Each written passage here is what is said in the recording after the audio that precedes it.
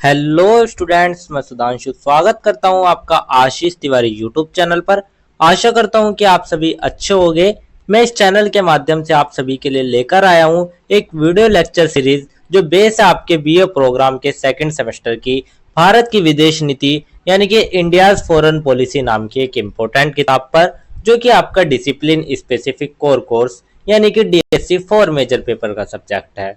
तो अगर आप डीओ सोल रेगुलर या किसी और यूनिवर्सिटी से ये सब्जेक्ट पढ़ रहे हैं तो ये सीरीज आपके लिए बहुत ही ज़्यादा इम्पोर्टेंट साबित होने वाली है, क्योंकि इस सीरीज में हम हर चैप्टर को सिंपल भाषा में समझेंगे, इम्पोर्टेंट कॉन्सेप्ट्स को ब्रेक डाउन करेंगे और एग्जाम पॉइंट ऑफ व्यू से भी डिस्कस करेंगे।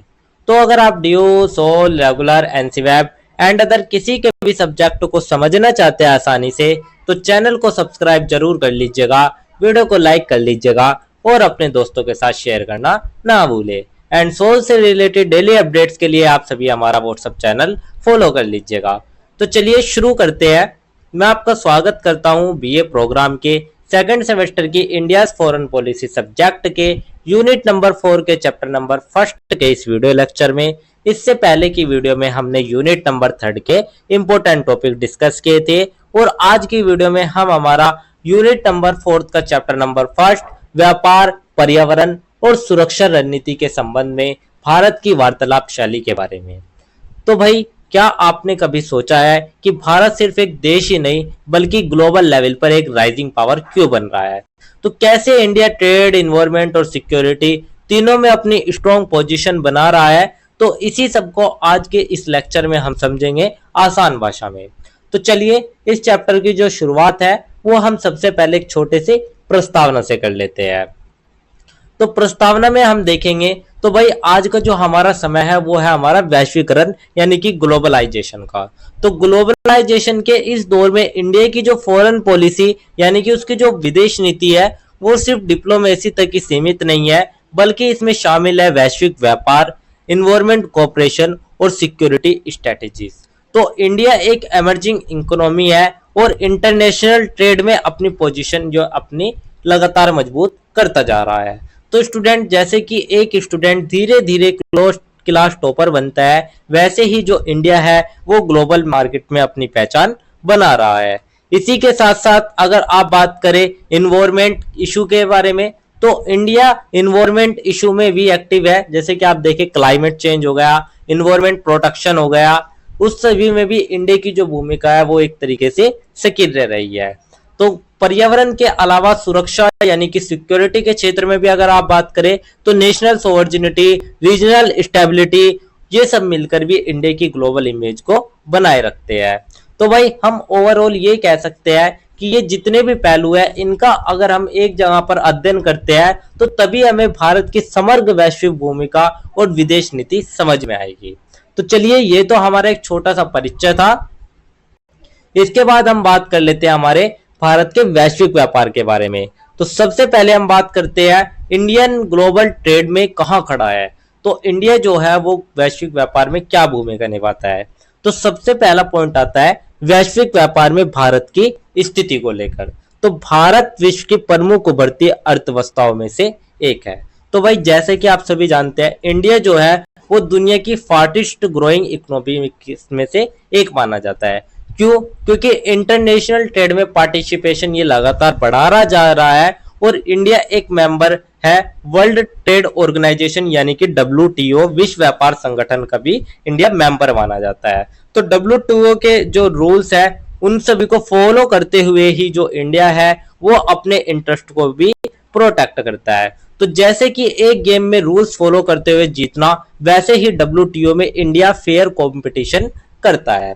नेक्स्ट पॉइंट हमारा आता है निर्यात और आयात की संरचना को लेकर। तो भाई, इंडिया क्या एक्सपोर्ट करता है और क्या इंपोर्ट करता है उसको भी हम देख लेते हैं। तो एक्सपोर्ट और इंपोर्ट में आप सभी स्टूडेंट को बहुत ज्यादा कंफ्यूजन रहती है, तो उसको मैं आपको एक सिंपल लैंग्वेज में समझा देता हूं। एक्सपोर्ट को कहते हैं हम निर्यात और इंपोर्ट को कहते हैं आयात। निर्यात मीन्स, निर्यात में अगर आप देखोगे स्टार्टिंग में आपको नी मिलेगा। नी का मतलब निकलना, यानी कि भारत से जो निकल रहा है, यानी कि भारत से दूसरे देशों में जो जा रहा है उसको हम कहेंगे निर्यात। और आयात में आ का मतलब हो गया आना, यानी कि दूसरे देश से जो भारत में आ रहा है उसी को हम कहते हैं आयात। तो आज के बाद आप आयात और निर्यात में आई होप नहीं कभी कंफ्यूज होंगे।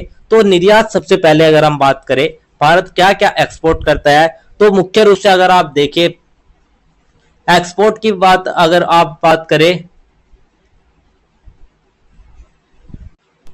तो एक्सपोर्ट में हमारे आते हैं वस्त्र, फार्मास्यूटिक्स, आईडी सेवाएं और इसी तरीके से टेक्सटाइल, इंजीनियर गुड्स, ये सभी भारत निर्यात करता है। इंपोर्ट की बात करें, आयात की बात करें तो क्रूड ऑयल हो गया, मशीनरी हो गया, इलेक्ट्रॉनिक्स हो गए, गोल्ड हो गया, ये सभी भारत आयात करता है। तो भाई मतलब कि जो इंडिया सर्विस है वो इंडिया सर्विस और स्किल्स बेचता है और जो रिसोर्सेज है वो बाहर से लाता है। तो ये जो व्यापार संरचना है ये भारत की आर्थिक आवश्यकताओं को और संसाधनों को भी दिखाती है।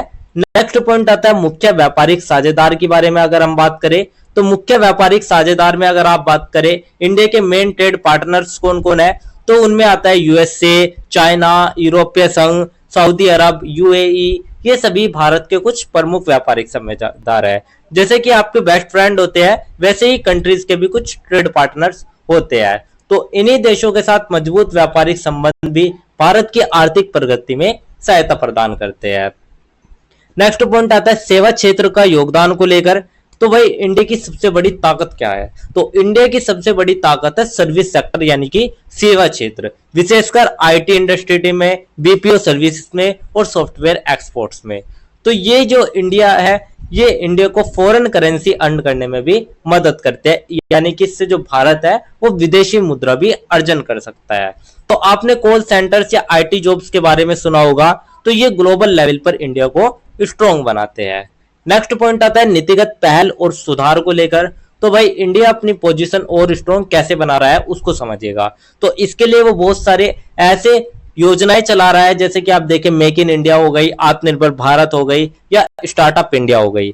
तो ये सभी जो योजनाएं हैं इनके माध्यम से भी जो भारत है वो वैश्विक व्यापार में अपनी स्थिति को मजबूत कर रहा है।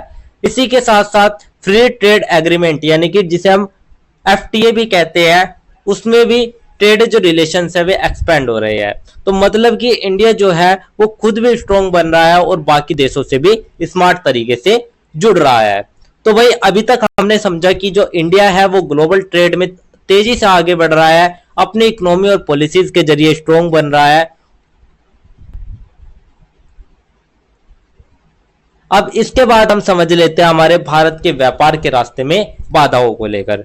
तो भाई अब हम बात कर लेते हैं हमारे सामने भारत के व्यापार के रास्ते में क्या क्या बाधाएं हैं। तो सबसे पहले हम बात करते हैं इंडिया के ट्रेड यानी कि व्यापार में आने वाली प्रॉब्लम्स के बारे में, जिसमें हमारा फर्स्ट पॉइंट आता है व्यापार असंतुलन और निर्भरता को लेकर। तो भाई भारत जो है, जो इंडिया है, इंडिया का कई कंट्रीज के साथ ट्रेड डिफिक्ट है, स्पेशली आप देखें चाइना के साथ। तो इससे क्या होता है, मतलब कि हम इंपोर्ट्स ज्यादा करते हैं और एक्सपोर्ट्स कम करते हैं, उसी को ही हम कहते हैं व्यापार असंतुलन। तो व्यापार असंतुलन क्या होता है आप समझिएगा, जिसमें इंपोर्ट ज्यादा हो और एक्सपोर्ट कम हो, उसी को ही हम व्यापार असंतुलन कहते हैं। या एक्सपोर्ट ज्यादा हो इंपोर्ट कम हो, उसी को हम व्यापार संतुलन कहते हैं। तो इससे क्या होता है, इससे इकोनॉमिक प्रेशर बढ़ता है और हम दूसरे कंट्रीज पर डिपेंड हो जाते हैं, जो कि लॉन्ग टर्म में रिस्की होता है। नेक्स्ट पॉइंट आता है अवसंरचना की कमी। अवसंरचना की अगर हम बात करें इंफ्रास्ट्रक्चर की, तो इंडिया में ट्रांसपोर्ट, लॉजिस्टिक्स और स्ट्रॉन्ग सिस्टम अभी भी फुल्ली डेवलप नहीं है। तो अगर आप देखें इनमें कहीं ना कहीं जो हमारे अवसंरचना है, कहीं ना कहीं इनकी जो कमी है वो हमें देखने को मिल जाती है, और इसी वजह से जो प्रोडक्ट्स का कॉस्ट है वो भी बढ़ जाता है और डिलीवरी भी स्लो हो जाती है। तो भाई रिजल्ट इसका क्या हुआ, रिजल्ट इसका यही होता है कि जो इंडियन प्रोडक्ट्स है वे ग्लोबल मार्केट में कंपटीशन में पीछे रह जाते हैं।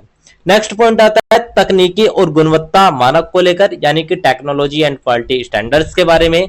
तो भाई develop countries high quality standard set करते हैं।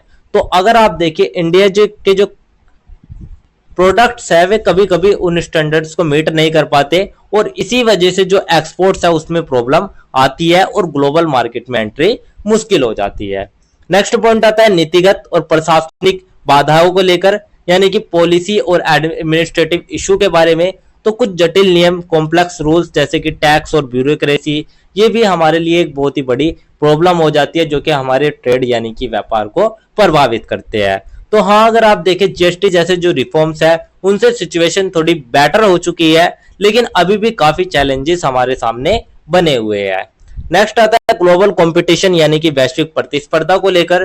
तो भाई चाइना, वियतनाम, ये ऐसी बहुत सारी डेवलपिंग कंट्रीज है जो कि लो कॉस्ट में प्रोडक्शन करती है। तो इसी वजह से जो इंडिया है उसको टफ कंपटीशन मिलता है और मार्केट कैप्चर करने में भी डिफिकल्ट हो जाता है।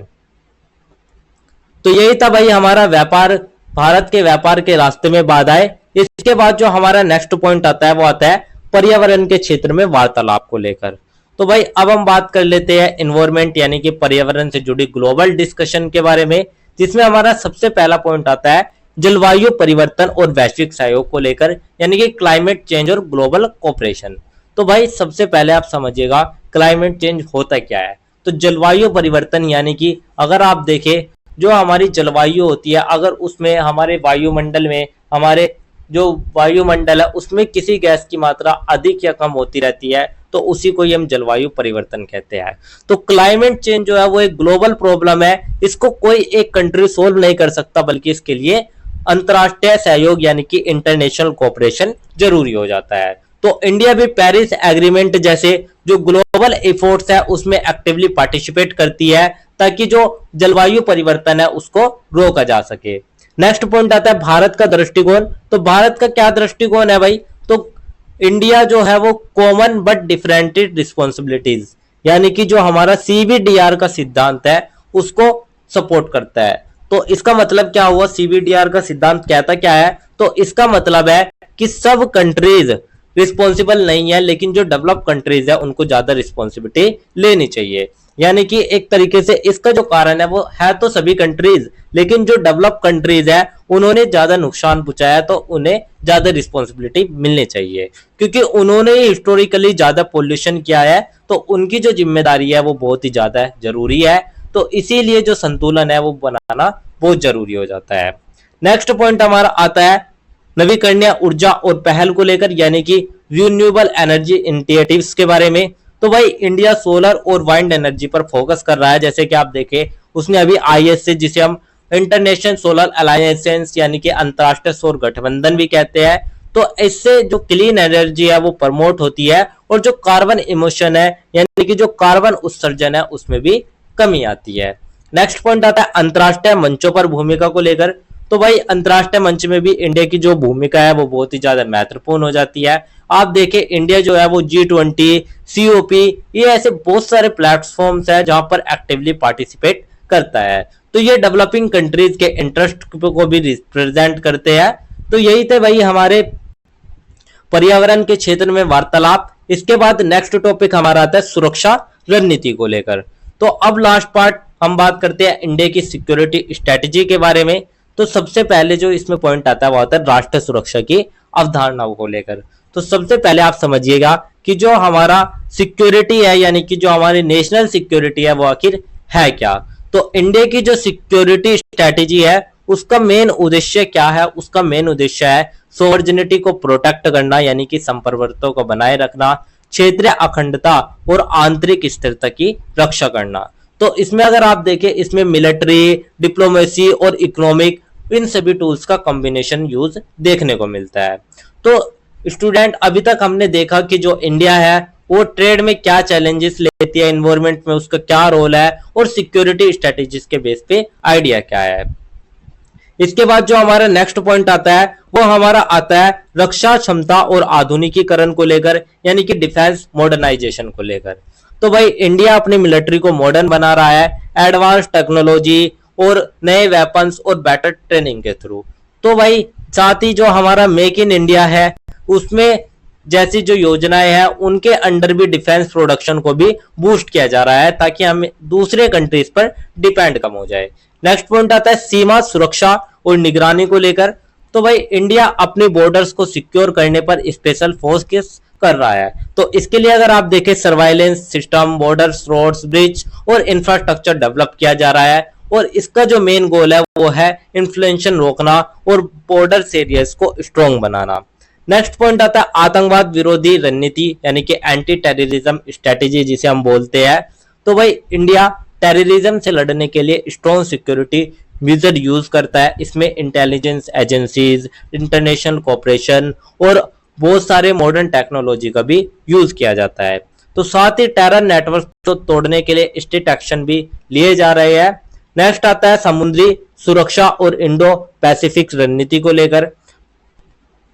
तो इंडिया जो है भाई, इंडिया पैसिफिक रीजन में अपनी प्रेजेंस स्ट्रॉन्ग कर रहा है। ये रीजनल ग्लोबल ट्रेड के लिए बहुत ही ज्यादा इंपॉर्टेंट माना जाता है। तो क्वाड जैसे ऐसे ग्रुप्स है जिनके थ्रू इंडिया, यूएसए, जापान और ऑस्ट्रेलिया मिलकर कोऑपरेशन बढ़ा रहे हैं और इसका एम है मैरीटाइम सिक्योरिटी इंश्योर करना और रीजनल स्टेबिलिटी मेंटेन करना।